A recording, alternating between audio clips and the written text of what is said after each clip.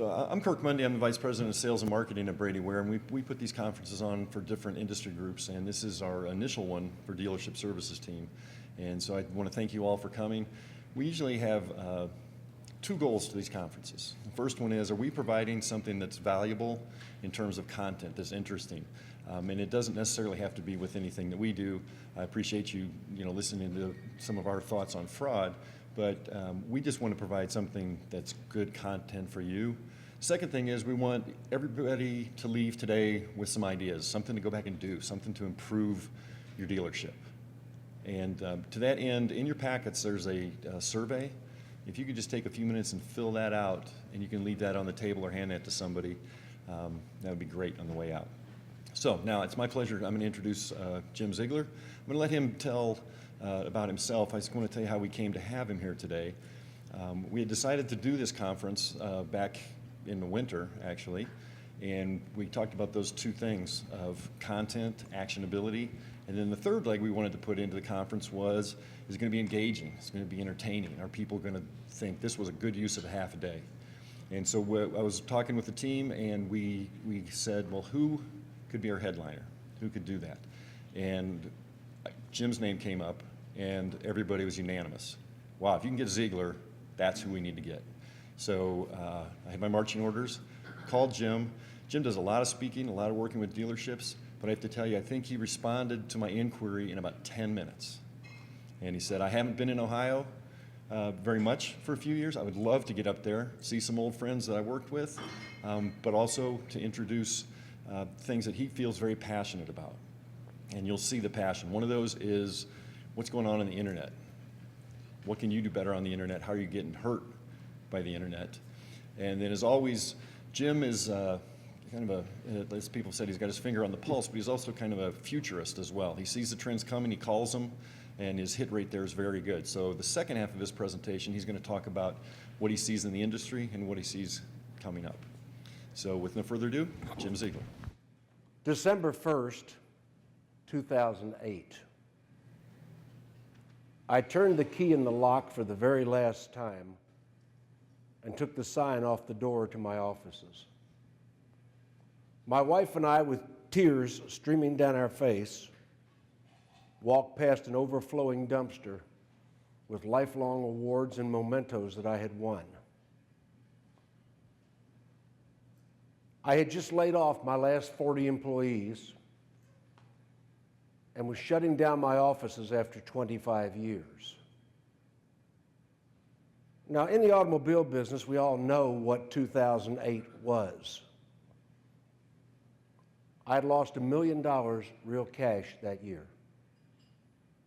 This wasn't accounting where I moved money across a ledger. No, I lost $1 million in real cash. I was writing $60,000 and $70,000 a month checks out of my personal money back to the business. So I called the city rescue mission, and I told the minister, I said, would you like $60,000 or $70,000 of computers and furniture and some really nice stuff? Yeah. You have to get it out of my office in one day, because the landlord wasn't letting me out of the lease after all those years. So he came there with a bunch of street people and a Mayflower moving van, and I told him, you can't leave a paper clip on the floor. And I brought the business back home.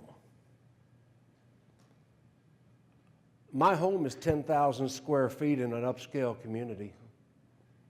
I took 3,500 feet of the lower level, and I brought in the carpenters and the electricians, and we cut the walls and we cut the ceiling, and we ran high-speed phone lines in. And I redesigned my lower level as upscale offices. I put a computer system in there that looks like the Spaceship Enterprise. And I started making 100 phone calls a day. 8 o'clock in the morning, I was in the chair, I was wearing a headset, and I was speaking to dealers on the East Coast. 10 o'clock at night, I was still sitting in the chair talking to dealers in Hawaii, calling across the time zones. And an incredible thing happened.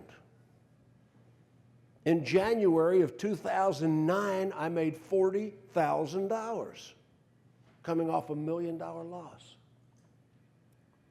By October, I was at a rate of travel of $80,000 a month. My wife, myself, a puppy, and one computer technician I kept on staff. And the puppy didn't contribute. What did I learn from this? I learned that I had become an executive manager. I had lost touch with the people that brought me to the dance. Where's Mr. Evans? Did you tell me something similar in the back of the room this morning? There's not a man, not a woman in this room that doesn't need to get back to what brought us to the dance. There isn't a man or woman in this room that doesn't need to rethink your business. Reinvent yourself. No longer delegate, get involved.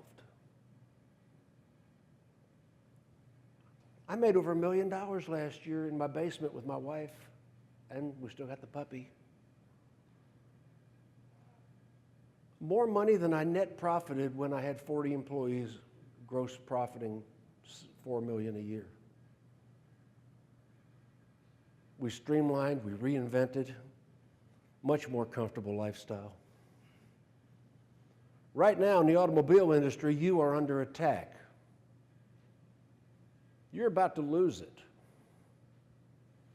There are forces in the industry right now that want to take your business away from you. And a lot of these sources, you are paying big money for the privilege. There are people conspiring, and there are statistics in the marketplace that are not really statistics. Those of you that read my articles, you know one of my favorite sayings is figures lie and liars figure. We're being told a lot of pure bullshit stuff that really is not true. And we're buying into it. A lot of the statistics being served up to you, look around, are not valid. And by accepting these things as truth, we're furthering the agenda of the people that are doing it. The battlefield is Google. And by the way, the road to the sale is not dead. The road to the sale didn't die, it just evolved into something else and technology got thrown in the mix. We still have to meet and greet the people at one time or another, whether it's on the telephone, whether a keyboard, or whether you shake their hand on the parking lot. You still have to have interpersonal skills. Nobody has truly automated the car business yet, but they're trying. The only thing that they're lacking right now is how to automate F&I.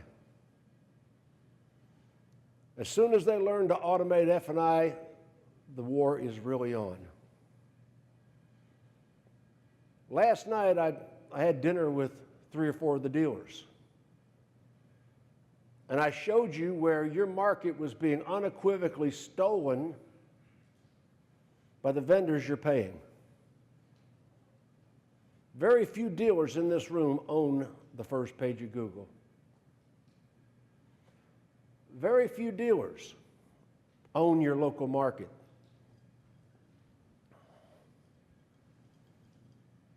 How do you light this thing back up? There it is. For the last 30 years, I've been traveling 250 days a year, speaking, consulting, working in these dealerships. And I've gotten a reputation for growing dealerships to the big numbers. And you know, you don't have to sneak up on the big numbers. When I talk to dealers, what's your plans? Where are you going with this thing? What are you going to do? Well, we're going to do this, but if you want to be at $2,500 a unit and you want to increase your rate of travel by 30%, it's going to take a long time to get there. Probably by Friday. You don't need to sneak up on the numbers. The numbers are instantaneous. But you got to get your processes in order. You got to get your procedures in order. You got to manage your people. Most dealerships are totally out of control and running wild. Your salespeople think they're entrepreneurs and they're all on the same different song sheets. Average people with great processes can yield incredible results. Define your processes and master your processes. I got involved a couple years ago with Motorworks in Barrington, Illinois, one of the biggest Highline dealerships in the world. 500 Highline units a month. Mercedes, BMW, Land Rover, Infiniti, they've got all these big nameplates putting 500 units out of one building. And we increase those people $1.3 million, $1.4 million a year. Anybody can take a failing dealership and make it increase the numbers, but when you take a dealership that's already winning and increase the numbers even more, I got with the managers, one-on-one with the dealer. And I asked the Mercedes manager, how do you sell cars?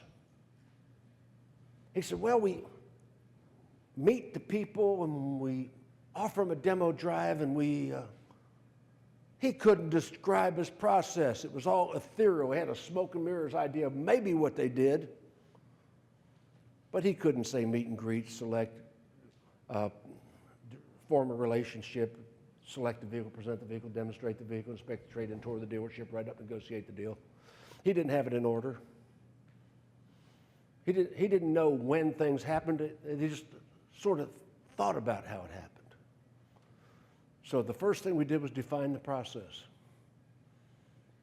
And it wasn't my process. I don't care how people sell cars. But once you have a process, you marry the process. Your dealership has to have a process culture.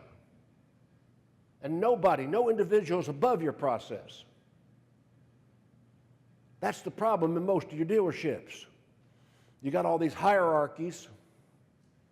You've got salespeople that are loyal to this manager, but are not loyal. They need to wear bandanas and neck tattoos and shit so you know which manager they belong to.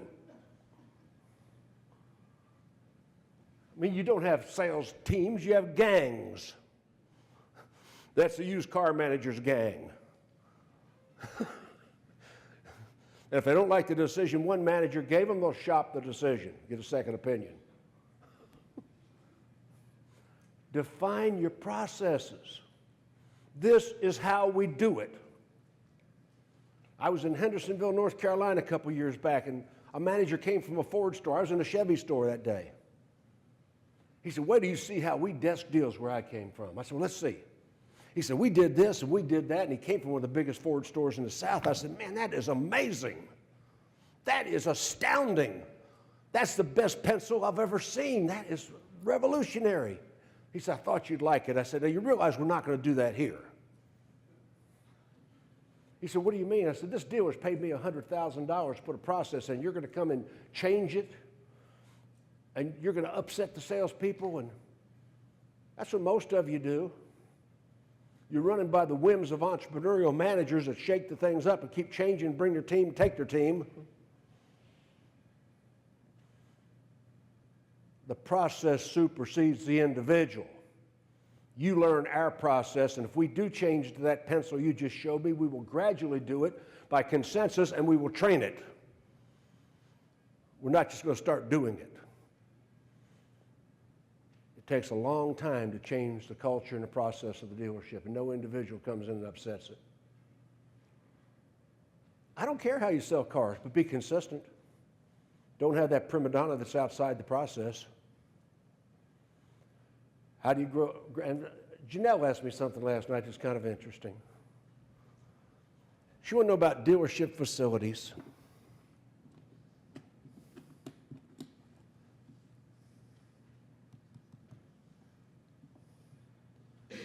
And by the way, that dealership, Motorworks of Barrington, the second thing we did was we made the CRM mandatory. Every one of you has a CRM program, customer relationship management. Customer relationship management is not a program to rat out the salespeople that didn't call their customers back. It's a program to manage relationships. And we've forgotten the relationship part of the equation. We got the CRM company, and we got all the salespeople, all the managers of the different divisions of that company, and we said, what parts of the CRM do you use? Well, we don't use that module, and we don't use that module, and I don't care whether you got Dealer Socket or eLeads or whoever you're using. We threw out anything in the program that we weren't going to use. We had them program it completely out of the CRM, the CRM provider. If you're not going to use it, get it out of the system by consensus of management. But what we left in the system, no exceptions. Now, you probably got that old fart, been here forever salesperson. You're lucky to get the name on the worksheet, right? Not option. You know, he had a face in mind. You see, he's just sitting there smirking. He knows exactly who we're talking about. Nobody is outside the process. We don't make exceptions for anybody. A couple years back, Bill Hurd. Anybody in the room familiar with Bill Hurd? Bill Hurd was the #1 Chevrolet retailer in history. He sold 79,000 new Chevrolets in 2007. 79,000 out of 19 locations. He had a reputation for being ethically challenged. But the factory didn't seem to mind. Did I mention he was selling 79,000 units? They sort of forget about CSI when you're putting the units across the curb. Isn't that amazing? Well, Bill Hurd called me and said, Mr. Ziegler, you've been telling me you could fix my dealership. I said, yeah. He said, the state attorney generals are all over me in 5 states. Can you clean up my stores? I said, I got to have authority. So he paid me $60,000 a month and gave me his corporate plane and 2 of his top officers. And we went around and we tried to work, but it was too late. The state attorney generals didn't put Bill Hurd out of business. He went bankrupt because of floor plan. When the crash happened, he lost floor plan. They never got him. But the point I want to make about Bill Hurd, and I like Mr. Hurd personally, he sold 79,000 units. He would take a dealership that had never sold 100 units in history, and within 6 months, he would be at 800 units a month. Every dealership I've ever grown to the big numbers, we didn't do it gradually. We exploded into the potential of the dealership. Over and over again. He bought a dealership in Plant City, Florida. Private ownership, never sold 100, and all his dealerships were Chevrolet. Never sold 100 units in history.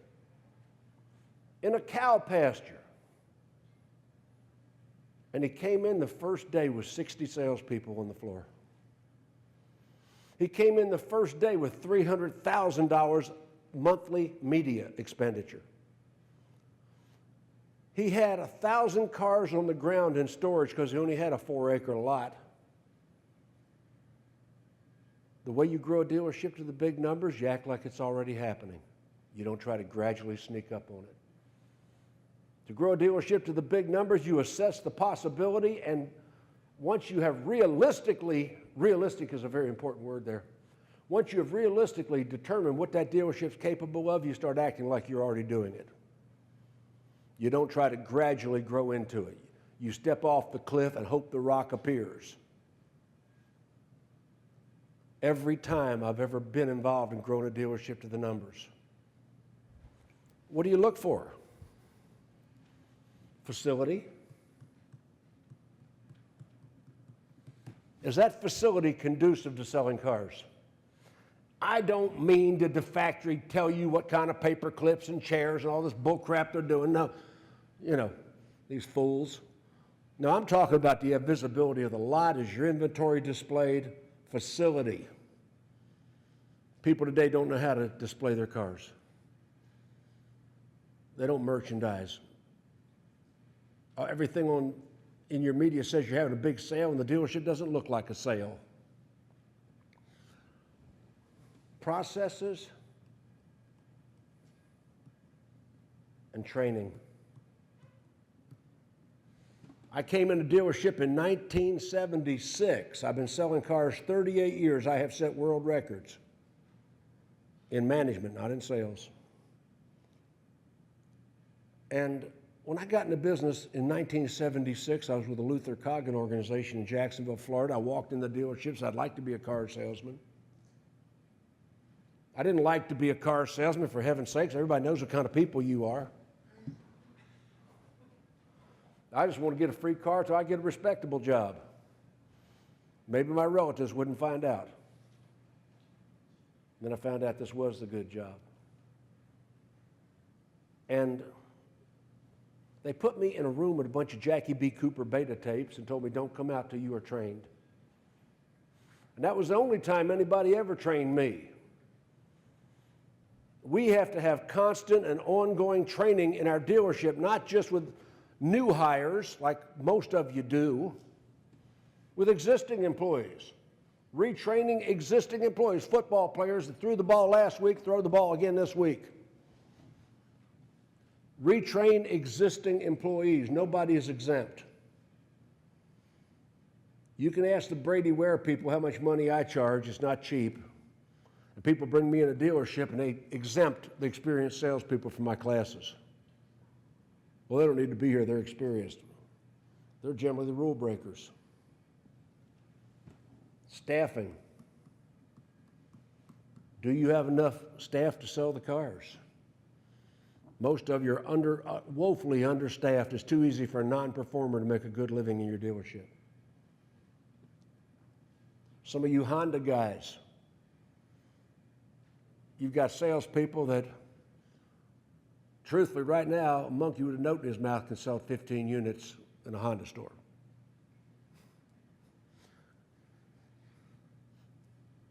Maybe 20. Similar to Toyota. We think we have something to do with it. Is it too easy for a non-achiever to make a good living in your dealership? Have you set the bar too low? Because once you do, most salespeople have a nut mentality. The majority do. That's a generation. Most people, and they're chasing the millennials and the Generation X and Y people. Quit it. The manufacturer's spending all this money chasing millennials. Live in the basement mom's basement playing Xbox and have to save up to buy a damn tattoo and couldn't get a box of Cheerios and a cosigner. These are who we're chasing. The millennials, shit. My generation's got the money. We control $70 billion of unencumbered debt, and we buy 60% of the cars that are bought after age 50. And the manufacturers are chasing the millennials. Makes no sense whatsoever. Put me in the AARP website. Staffing. You don't have enough people to sell the cars. Too easy for a non-performer to make a good living. Inventory, that's not a problem right now, unless you're a General Motors dealer and have a whole bunch of shit you can't sell because it's on stop.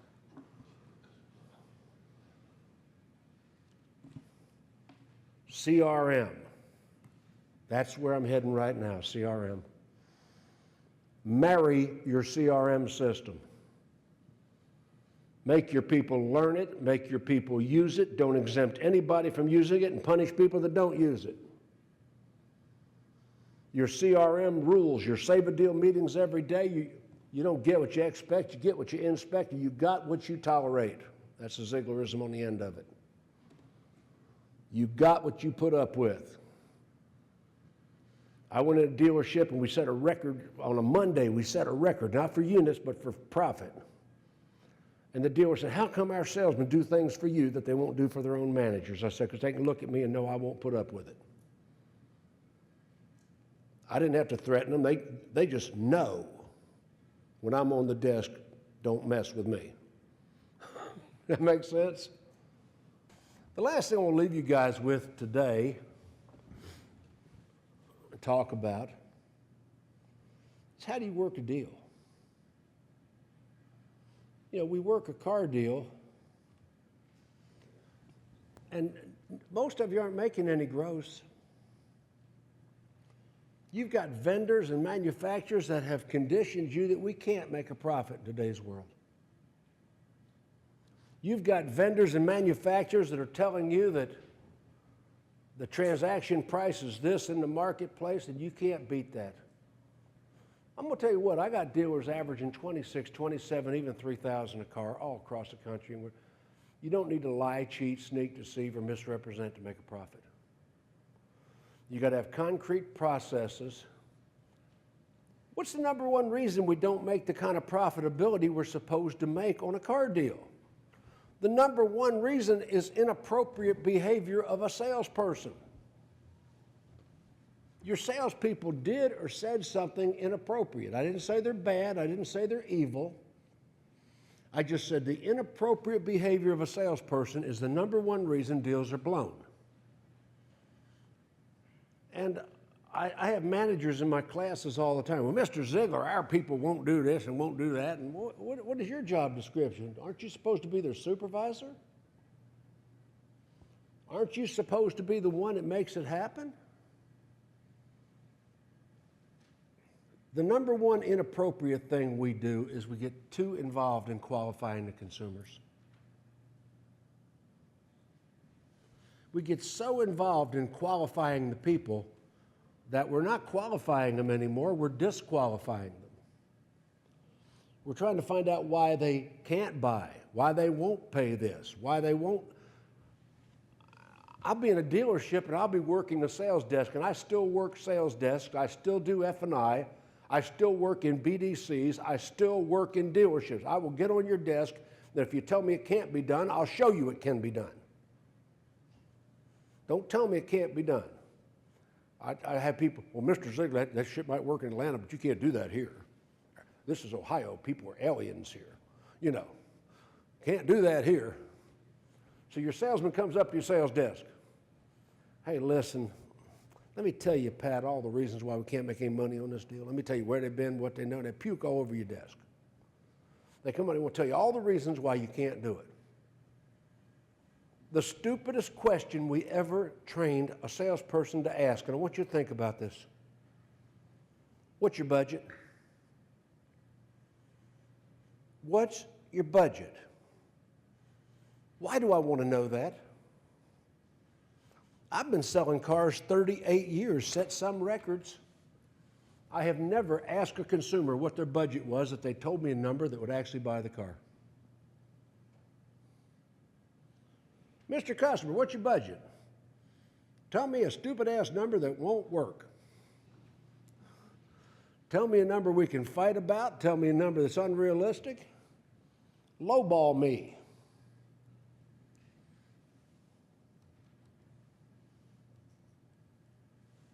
You've got full price,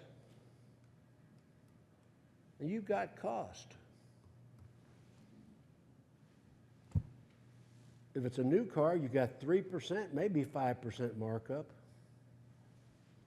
One of the biggest problems we have in the car business today, when I got in the car business in the 70s, we had 35% markup in an automobile. Cadillac Eldorado Brougham, 1976 model, was a $12,000 car with $9,000 sticker. $9,000 invoice. That car was marked up $3,000 or more. A 1996 Eldorado Baritz, last year they built them, was a $30,000 car with $2,000 markup. And the consumers didn't understand why the car had increased so much in price and we had less money to work with. And they held it against the dealers if we're doing something wrong. We got 3% to 5% markup in our cars. Full price is a fair price. We're not cheating anybody, and that's one of the philosophies we have to get out of our dealerships. That furniture and jewelry are marked up 600%, 300%, but Dan Rather has never, ever taken the 60 Minutes crew and exposed a jewelry store or real estate agent. It's us trying to defend our 3 to 5% markup that we never get. So your salesman says, sir, this is a $30,000 MSRP automobile. What's your budget? What do you want to pay? And that consumer says $300 a month. Now remember, the overwhelming majority of consumers, 87% of consumers, are buying a payment. They're not buying a price. All this price point advertising you're doing is absolutely meaningless. 87% of consumers are buying a payment. I wrote my latest article, if you read it in ADM magazine, I'm talking about some of our lenders right now are offering 97-month financing.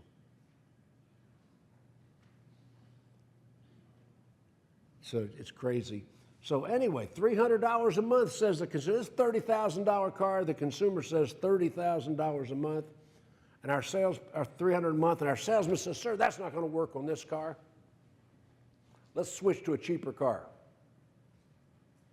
Well, excuse me, a consumer is more likely to pay more for the car they want quicker than to pay less for the one they don't want. A consumer is more likely to pay more for the car they want quicker than they will pay less for the car they don't want. And the figure they just told you was a lie. They knew it was a lie when they said it. Nobody's going to tell you the highest amount they've discussed with each other, husband and wife. If my wife and I have discussed $500 a month, I'm going to tell the salesman $300. And then we try to get to that stupid-ass figure that won't work, the one they made up on the exit ramp. And we try to bump them. Most of you are spending your time bumping people up. I mean, every dealership in this room, you're bumping people. I want the salesman to say, sir, my manager's going to make a proposal to you in a minute. Let's see what my manager proposes to you before you get into all that.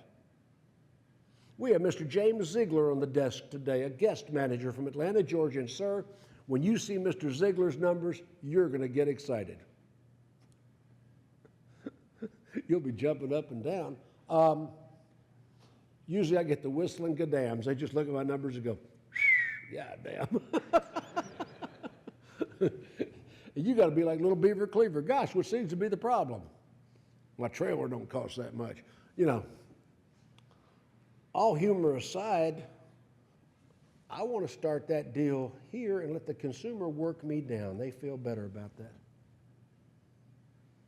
I go in so many of your dealerships and all your deals started low and worked down. I see very few deals that ever attempted to even sell the car for its full value. I'll pull 100 random worksheets in a dealership in the previous month. We didn't even go for it. We're apologizing for trying to make a profit, like we're doing something wrong. I've had customers look at my numbers and we think I am an idiot. I said, well, sir, if you were, I did not want to miss an opportunity. You know, full price is fair. Don't lose sight of that. We have been conditioned to believe it's not. And the number one thing that we're doing that's making the higher grosses happen in car dealerships that you are not doing is down payment.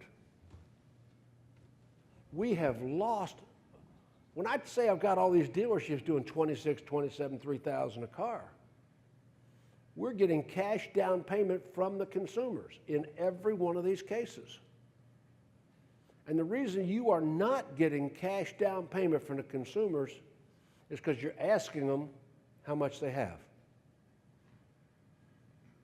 Never ask a consumer, how much money were you thinking about putting down? What are they going to say? Nothing. And we've conditioned them for no money down. Why are so many people upside down? Because we didn't get an investment in the car when they bought it. I mean, we're not doing a disservice getting customers to give us a down payment. But the way that you do that is you never ask them how much they have. When you make the offer to the customer, you automatically pencil the down payment on the worksheet out of the CRM. Sir, most banks would like to see 20% cash down for the best preferred financial programs. In your case, we'd like to get a check from you today for $5,083. I may not get $5,083, but I've got them thinking about it. Sir, the banks don't require 20%. I can certainly get you financed with less money down. Less money down, not ever no money down.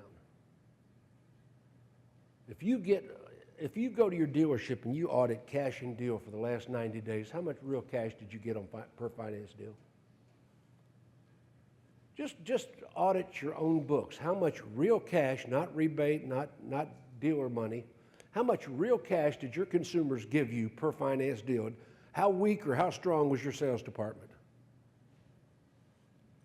When you can get real cash out of the consumers, and we do it all the time, they've got the money. I was in a dealership not long ago, and the management and the salesman, this is a poor community, sir. We're in Mississippi. We don't have a lot of money in Mississippi. And I went over to the casino. I saw these poor people pulling $25 chips out of their bra. Excuse me. Consumers have the money. We do a very poor job of getting it. The down payment is the key to profitability. I want management to control the figures. We own the numbers. Salespeople are emotionally involved in the deal, and they will take the least stressful way to get a car delivered for them. You know, it's up to management. I'm the coach. I send in the play. You run the play. A couple years back, Mike Ditka had two quarterbacks, Jim Harbaugh and Jim McMahon, the Bears. And these were both prima donna, spoiled brats. I mean, one of them's a coach now, I know, but Harbaugh and McMahon. And nobody knew who was going to be the starting quarterback that week. That's how Ditka made the Bears have such a winning season, because you couldn't strategize who was going to be a quarterback until the last minute. And both of them would go in the huddle and change the call. Ditka would send in a play, and McMahon would change it. You could see Ditka throw his stuff down. He was pissed off. He was throwing tantrums on the sidelines. McMahon, Harbaugh kept changing his plays. Your salesmen change your plays, and you let them do that. I send in a set of instructions how I want them to just talk to the customer, what I want them to do, what I want them to decide. That's not optional. You have salespeople. Look, I want you to say this. Now, if the customer says this, you say that. But if they say this, you say that. But if they do this, you do that. They do this, you do that. Got it? The salesman, got it. Manager thinks we need a cheaper car. That's their whole interpretation of all that brilliant shit he told them to say. They're not saying what you told them to say. They're not doing, and you're allowing that to happen. Manage your people. Salespeople aren't bad or evil, but they're going to take the shortest route to get the car delivered. We're the managers, you know, and we're the supervisors of the selling effort. And you don't have to, it's all about persuasion and finesse. You don't need to beat the customer to death or trick them or deceive them. Advertising, traditional media is still good. Don't let anybody dissuade you that traditional media has stopped working. It's not as effective as it once was, but traditional media still works. Don't totally abandon traditional media for a total digital budget. But if you buy a day, own the day. Don't buy a spot in the 6 o'clock news that reaches 1 million people once. Buy 10 spots that reach 100,000 people, same people preferably. And then the internet, that's where I'm heading right now. The internet is where it's all happening. The dealerships were growing to the big numbers. Today we're doing it with internet presence. We're doing it with social media.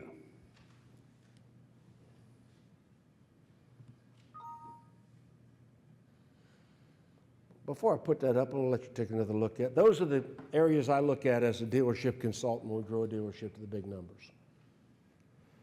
Those are the areas. Those are the profit centers in a dealership. Those are the areas that if all of those things are in balance, you operate at maximum profitability.